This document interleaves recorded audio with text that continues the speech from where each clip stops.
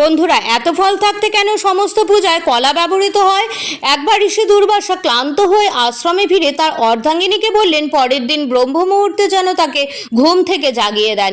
কিন্তু ঋষি দুর্বাসার অর্ধাঙ্গিনীর মধ্যে অনুশাসনের অভাব হয়েছিল, যার কারণে স্বামীর নির্দেশের কথা খেয়াল না থাকায় সূর্য ওঠার পরে তিনি ঋষিবরকে জাগান। কিন্তু ঋষি দুর্বাসা যখন দেখেন ব্রহ্ম মুহূর্ত অনেকক্ষণ আগেই চলে গেছে, তখন তিনি ঘুম থেকে উঠে ভীষণ ক্রোধিত হয়ে যান এবং তার অর্ধাঙ্গিনীর উপর মন্ত্রপুত জল ছিটিয়ে দেন, এবং যেই জল ছিটিয়ে দেন সঙ্গে সঙ্গে তিনি ভস্ম হয়ে যান এবং প্রিয় হারানোর কষ্ট সহ্য করতে না পারায় পর মুহূর্তেই সেই ভস্মকে তিনি বরদান দেন কলারূপী ফল হয়ে জন্মানোর, এবং সেই কলা যাতে সমস্ত পূজায় এবং সমস্ত কাজে ব্যবহার করা হয়।